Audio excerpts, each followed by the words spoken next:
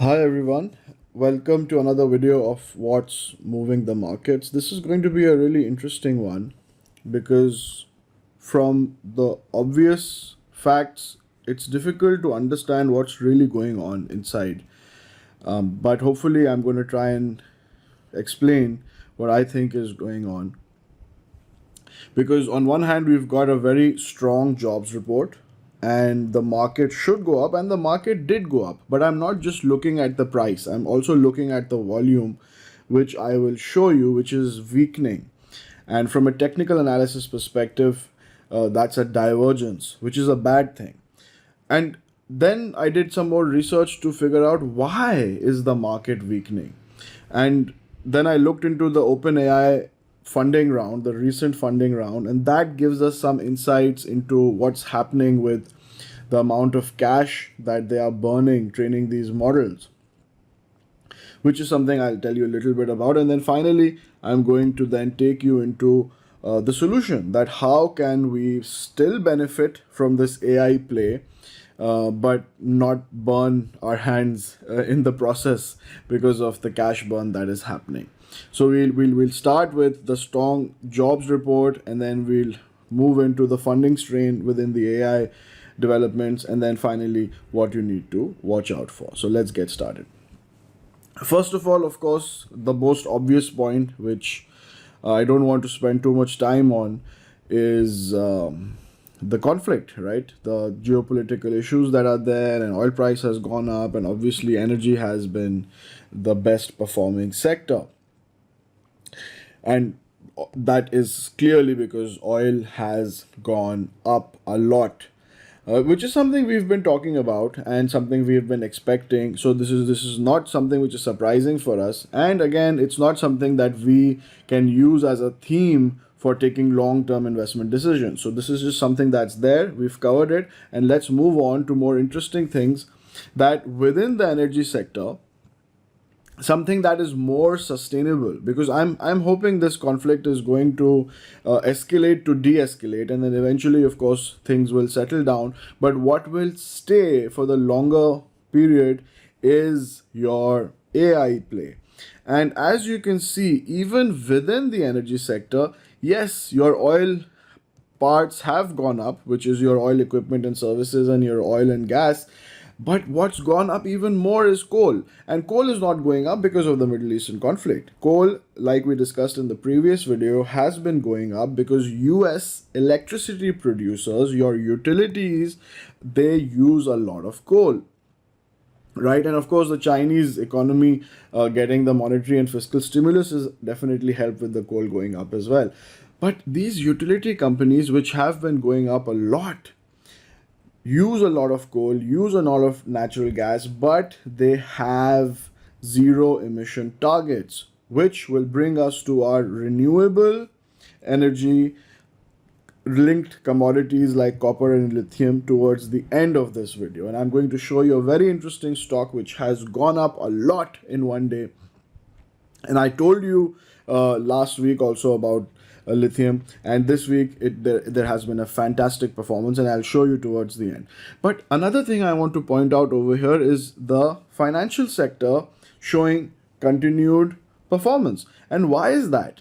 So if you have seen our video immediately after the Federal Reserve 50 basis point rate cut, where I said that it's not going to be like 2001 and 2007, because that was very steep cuts immediately after the first 50 basis point cut, because there was a massive recession. Obviously, there was a dot-com bubble burst in 2001, and then of course there was the global financial crisis in 2007. But this time we're not looking at a steep series of cuts.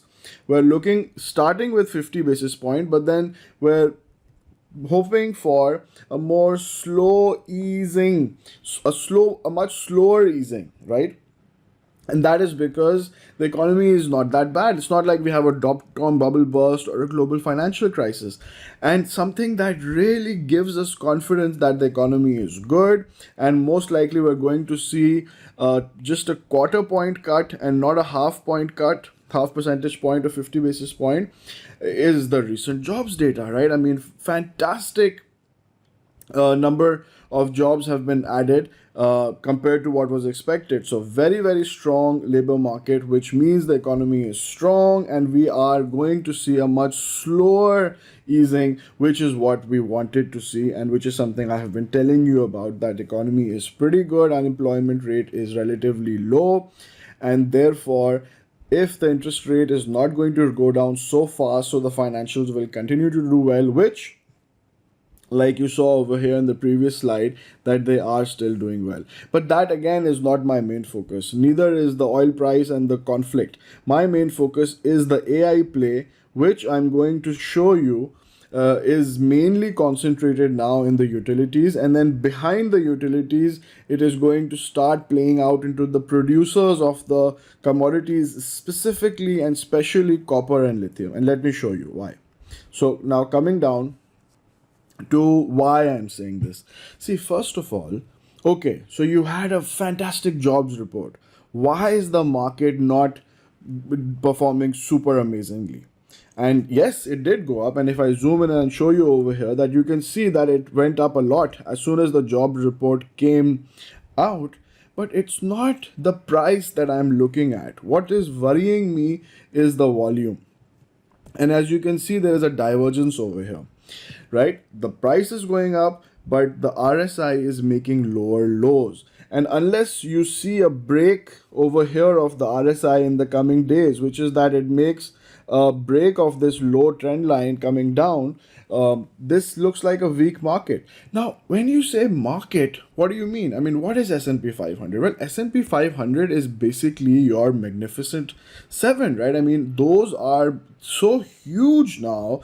The Apples, the Googles, the Microsofts, the Amazons, the Nvidias, that they are mainly consisting, the S&P 500 is mainly consisting of the high tech stocks. And I can prove that to you. I mean, if I just change the chart, you will be like, oh, isn't this the same chart? No, this is not the same chart. This is actually a NASDAQ chart. But it looks almost the same, right? The reason for that is because S&P 500 is so overly weighted by technology stocks that when you see NASDAQ, which is obviously purely technology stocks, it looks exactly the same. So what you need to do is you need to take an equal weighted approach. What does an equal weighted approach mean? It means don't look at the market as it is, which is a market weight approach, because if you do that, you're basically mostly looking at the tech stocks. If you take an equal weighted approach, then you're really able to see what is going on under the hood, which sectors are really performing very, very well. And again, what you see is utilities coming out. Now, why is it that utilities are doing better than technology even? And the reason is something that became clear to me when I looked at the recent funding round of OpenAI. Now, guys, again, this is all just a casual series. This is not a investment advice. You have to do your due diligence. But what I have seen is that why does OpenAI need so much money, right? I mean, what's really going on? Why do they need so much money when they've already launched a commercial product? They've got subscriptions coming in. Why they need so much money? And the answer seems to be that it is such a huge expense to number one, obviously hire all these developers and programmers who are so heavily sought after, because all these companies are racing to come up with these models. That number one, the cost of the salaries is very high, but number two, the entire data centers cost, and then paying for the electricity cost is so much that there is a huge financial strain and there's a huge cash burn, and the paid subscriptions are not even close to covering the amount of cash that these AI companies need to continue to pump in to the development of these complex AI models. So what's really happening is there's funding going on, there's this money flowing into the AI companies, and then from those AI companies to the data centers, and then from the data centers they are flowing into the utility companies. And that is what explains the best performing sector if you look at it from an equal weighted perspective. Now, last time I told you that the utility companies are heavily dependent on coal and natural gas, but this is not sustainable. They have to move to renewable energy. And when you talk about renewable technologies, the main two commodities that are very, very important in that space are copper and lithium. And this is something I told you last week as well. And look at what happened since then and now. One of the big lithium producers has surged, right? This was, I think, around 2.5 last week, and now it has almost gone to, it even, I think, went up as high as 5 almost, right? So almost doubled.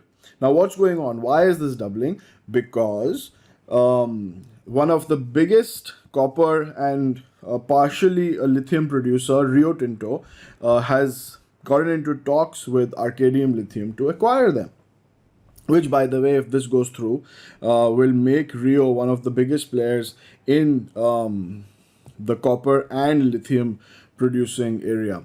Now, why am I saying if it goes through? Because one of the board members apparently at Arcadium has given their perspective that they feel Rio has offered a very low price and it should be worth even more. But that's not the point. The point is, Rio is not stupid, right? I mean, if they are willing to give this much money and to get into an expansion of lithium production, then obviously they see that the demand is going to be there, and the prices, which have been down a lot, are expected to recover.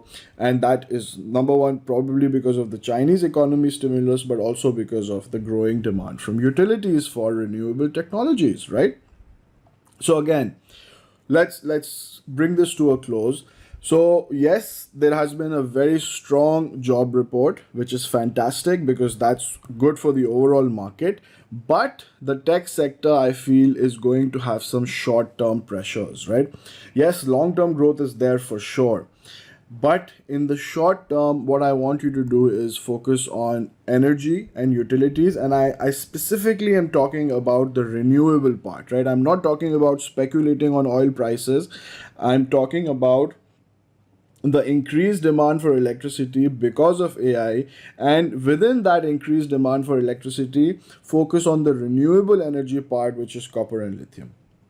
Now, the way to do that is that you have to maybe develop a equally weighted portfolio instead of a market weighted, because if you do market weighted, you're going to be heavily overweight on the techs, the software plays, which is not a bad thing. It's just that I think you might be able to make better returns if you equal weight your portfolio, or even better returns if you consciously overweight in copper and lithium producers. Now, again, I'm not talking about speculating on the price of copper or the price of lithium, because what we have seen is that those prices seem to be range bound, right? I mean, when they go down, the buyers tend to come in, but then when they go up, the buyers back out.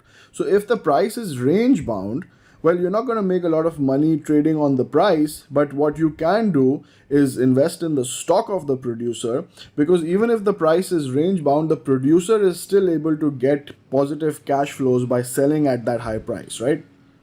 So again, I mean, again, not investment advice, but companies like Rio Tinto, which are positioning themselves very nicely in the copper and lithium production, could be something that you could look into. So that's probably what I think is something that you should have an investment focus for the time being, given this market. Obviously, this is for this week, and I'm going to hopefully see you again next week and see if anything has changed and update you accordingly. So as always, if you found this update useful, please like, share, and subscribe. And most importantly, if you could leave questions or comments below, that for me personally is most important, because when I see your positive comments, it's really, really encouraging. So thank you for watching, and see you next week.